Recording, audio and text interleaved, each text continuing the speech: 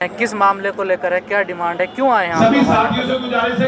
देखिए, प्रधानमंत्री मोदी ने बड़ी चालाकी के साथ महिला आरक्षण बिल लाए, जिसका कि हम लोगों ने समर्थन किया कि महिला आरक्षण बिल लागू होना चाहिए। लेकिन साथ ही ये बात कही कि महिला आरक्षण बिल में एक संशोधन करने की ज़रूरत है। संशोधन ये होना चाहिए कि जो दलित वर्ग की महिलाएं हैं, जो आदिवासी महिलाएं हैं, जो पिछड़े समाज की महिलाएं हैं, इनको भी आरक्षण दिया जाए, क्योंकि प्रधानमंत्री मोदी ने कहीं भी इसमें दलित, पिछड़ी और आदिवासी महिलाओं के आरक्षण की व्यवस्था नहीं करी है, जो कि साफ तौर पर हमारे हिस्सेदारी में जो हमें हिस्सा मिलना चाहिए उसकी चोरी है। और इसको लेकर राहुल गांधी समेत तमाम जो विपक्ष के नेता हैं, उन लोगों का भी यही कहना है कि महिला आरक्षण बिल को लाने से पहले आपको जातीय जनगणना कराने की ज़रूरत थी। जब तक हमारे पास पूरे आंकड़े नहीं हैं, तब तक हम कैसे उस विधेयक को, उस बिल को लागू कर सकते हैं। एक छोटा सा उदाहरण है कि जैसे हमारे पास मान लीजिए 10 साल पुराना एक्सरे, जैसे प्रधानमंत्री ये कह रहे हैं कि 2011 की जो हमारी जनगणना है उसके आधार पर हम सीटों को बढ़ाएंगे और उसी के आधार पर आरक्षण। ये ठीक उसी तरीके से हो गया कि 10 साल पुराना हमने जो है एक्सरे ले लिया, 10 साल पुरानी हमारे पास ब्लड रिपोर्ट है और हम उसके आधार पर बीमारी को डायग्नोज कर रहे हैं। भाई, आज से 16 साल पहले देश में क्या जनसंख्या थी और क्या उस समय जातीय समीकरण थे, क्या सामाजिक ताना बाना था उसमें, और अब 16 साल बाद जो सामाजिक ताना बाना है उसमें बहुत फर्क आ गया। सरकार जल्दबाजी भी कर रही है, क्या इसके पीछे क्या फायदा है सरकार? नहीं, सरकार की चाल है इसके पीछे। सरकार जातीय जनगणना नहीं करवाना चाहती है। विपक्ष के दबाव में आकर सरकार ने ये तो कह दिया कि वो जातीय जनगणना करवाएंगे, लेकिन जातीय जनगणना होने से बीजेपी को साफ तौर पे नुकसान हो रहा है। इस वजह से वो ये चाह रहे हैं कि महिला विधेयक बिल लागू कर दिया जाए, सीटों को बढ़ा दिया जाए। जो सीटों की लिमिट है वो 850 चाहते थे ना। देखिए, नहीं, हम चाहते थे महिला आरक्षण बिल आए, लेकिन हम ये चाह रहे हैं कि उस महिला आरक्षण बिल में दलित, पिछड़ी और आदिवासी महिलाओं की जो संख्या है उसके अनुरूप उनको हिस्सेदारी मिले। तो अब हिस्सेदारी नहीं मिलेगी? अभी इसमें ऐसा कोई कॉलम ही नहीं है। प्रधानमंत्री इस बात पे चर्चा ही नहीं कर रहे हैं। और साथ में अभी एक चीज और हो रही है, जो बीजेपी है, बीजेपी का ये कहना है कि वो सीटों की संख्या बढ़ाकर 850 कर रही है।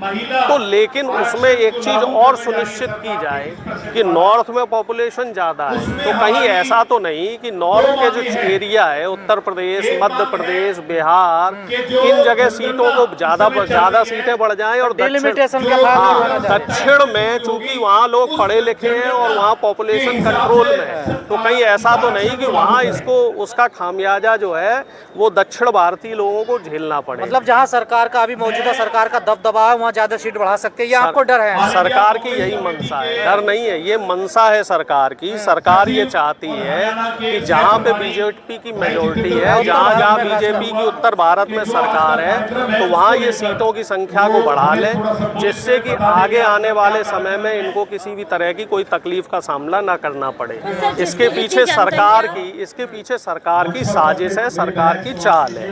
पर जिसकी जितनी जनसंख्या उसको इतनी भागीदारी मिलनी चाहिए ना। अगर यूपी की ज्यादा सीटें, ज्यादा जनसंख्या तो ज्यादा भागीदारी मिलनी चाहिए। नहीं, बात तो है, भागीदारी मिलनी चाहिए, लेकिन इसमें ऐसा नहीं होना चाहिए कि दक्षिण की अनदेखी हो। आप ये भी तो देखिए कि अगर वो लोग पढ़े लिखे लोग हैं, वो लोग एजुकेटेड लोग हैं, तो जिस समानुपात में उत्तर भारत में सीटें बढ़ रही हैं लोकसभा की या विधानसभा की, उसी समानुपात में दक्षिण भारत में भी बढ़नी चाहिए। एजुकेटेड पर्सन्स को निगलेक्ट नहीं किया जाना चाहिए। ये जो दो मांगे हैं, यही दो प्रमुख मांगे हमारी हैं, लेकिन इसको लेके बीजेपी एक ऐसा नरेशन तैयार कर रही है। कल से मैं देख रहा हूँ सोशल मीडिया में और मीडिया में जो एक खबर है वो इस तरीके से आ रही है कि कांग्रेस और विपक्ष महिला आरक्षण बिल के विरोध में, जबकि ये बिल्कुल ही झूठी बात है। हम लोग महिला आरक्षण बिल के पूरी तरीके से समर्थन में हैं, लेकिन हमारी इसमें जो मांगे हैं उन मांगों पे सरकार को ध्यान देना चाहिए। महिला कोटे में SC ST OBC का भी कोटा होना चाहिए। हम चाहते हैं कोटा विद इन कोटा लागू हो। जो महिलाएं 33% जो महिलाओं को आरक्षण दिया जा रहा है, उसमें से दलित, पिछड़ी और आदिवासी महिलाओं को उनकी संख्या के हिसाब से हिस्सेदारी मिले। अगर कोटा नहीं मिलेगा तो क्या नुकसान होगा? उससे देखिए ऐसा है कि अभी भी हम देख रहे हैं कि दलित, पिछड़े, आदिवासियों को जो आरक्षण का लाभ मिलना चाहिए वो आरक्षण का लाभ नहीं मिल पा रहा है। और जब महिलाओं को का इसमें आरक्षण नहीं होगा, दलित, पिछड़ी, आदिवासियों की, तो जो गाँव की महिलाएं, जो पिछड़े क्षेत्रों की महिलाएं हैं जिसमें ज़्यादातर पिछड़े, दलित और आदिवासी हैं, उनको तो सांसद बनने का मौका ही नहीं मिलेगा, उनको विधायक बनने का मौका नहीं मिलेगा। सारे जो सांसद और विधायक हैं वो एलीट क्लास के लोग बन जाएंगे, तो इससे सामाजिक तानक बाना फिर से बिगड़ जाएगा। जब इतनी बड़ी खामियां हैं इस बिल में, तो 2023 में आप लोगों ने पास ही क्यों होने दिया? हम लोगों ने इसमें ये कहा था कि महिला आरक्षण बिल का स्वागत है, लेकिन इसमें दलित, पिछड़े और आदिवासी महिलाओं की भी हिस्सेदारी होनी चाहिए, ये बात भी हम लोगों ने कही थी। हालांकि बीजेपी क्या है, अपने फायदे की बात देखती है, बाकी चीज़ों को छोड़ देती है, और यही कारण है कि बीजेपी बड़ी जल्दबाजी में इस आरक्षण बिल को लगाने के उसमें फेवर में है, जबकि जातीय जनगणना के लिए बीजेपी देर कर रही है। जातीय जनगणना को बीजेपी टालने की कोशिश है। स्पेशल सेशन बुला लिया सरकार ने, तो आज सेशन है, इसी वजह से आज जंतर मंतर में धरना दिया जा रहा है, विरोध प्रदर्शन किया जा रहा है, और हमारी मांग है कि कोटा विद इन कोटा किया जाए, और जो डिलिमिटेशन है, डिलिमिटेशन में भी नॉर्थ और साउथ को बराबर प्रोपोर्शन में सीटें दी जाएं, इस बात का सरकार विशेष ध्यान आप आश्वासन दे रहे हैं कि कोई भी नुकसान नहीं होगा। देखिए, अमित शाह जी के कहने से कोई बात नहीं मानी जाएगी।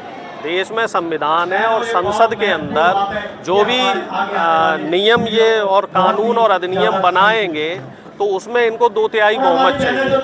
तो जब तक हमारी मांगों को नहीं माना जाएगा तब तक हम लोग इनकी बातों पर राजी नहीं होंगे, और हम इसके अगेंस्ट में वोटिंग करेंगे। तो ये धोखा हो रहा है दलित, पिछड़ों के साथ। ये साफ तौर पे जो देश का दलित है, पिछड़ा है, आदिवासी है, उसके पीठ पे खंजर भोंकने का काम किया जा रहा है। प्रधानमंत्री मोदी पिछले 12 साल से क्या कर रहे थे? जो मुख्य धारा में जो मतलब हमारा जो 27% ओबीसी आरक्षण है, अभी तो इन्होंने वही आरक्षण नहीं दिया है। अब महिलाओं का एक ये 33% अलग लगा के जो हमारा आरक्षण, जो हमें जो सीटें मिलनी चाहिए, उसमें भी ये लोग हकमारी करने के चक्कर में हैं। और इससे जो नुकसान होगा, इससे ज़्यादातर जो नुकसान है वो ग्रामीण परिवेश के लोगों को नुकसान होने वाला है। और प्रधानमंत्रियों की जो पिछली भी नीतियां रही हैं वो कुछ इसी तरह की सरकार 2011 की जो जनगणना की बात करे, क्या वो डाटा सार्वजनिक है?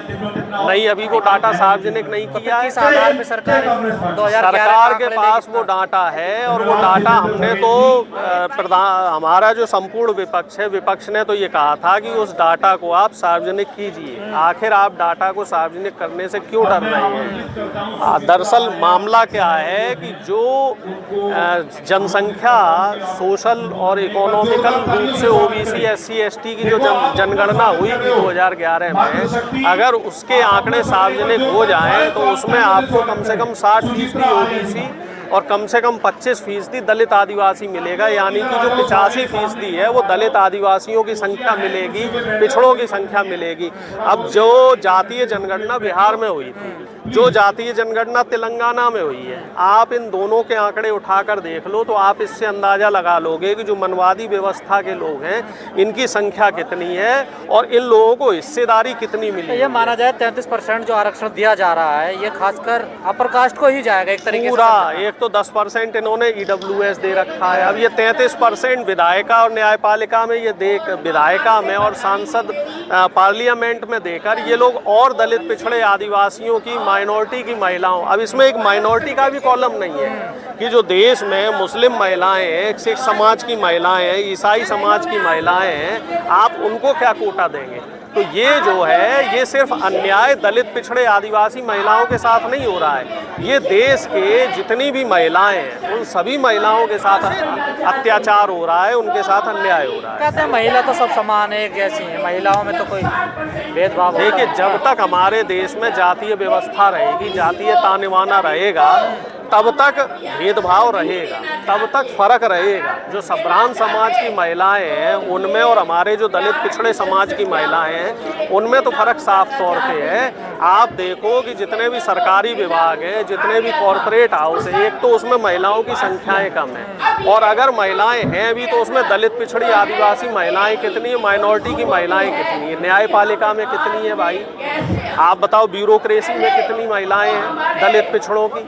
आप बताइए कि जो आपका जो मीडिया हाउस है उसमें दलित पिछड़ी आदिवासियों की कितनी महिलाएं गिनती में मिलेंगी, उंगलियों पे। तो वही प्रगतिशील महिलाएं जाएंगी हैं। वो सो कॉल्ड जो अपने आप को प्रगतिशील बोलते हैं उन्हीं लोगों को आगे बढ़ाने के लिए कुचक्र रचा जा रहा है, और इसका विरोध हम लोग कर रहे हैं और आगे भी संसद पे इस पे बड़ा हुजूम होगा।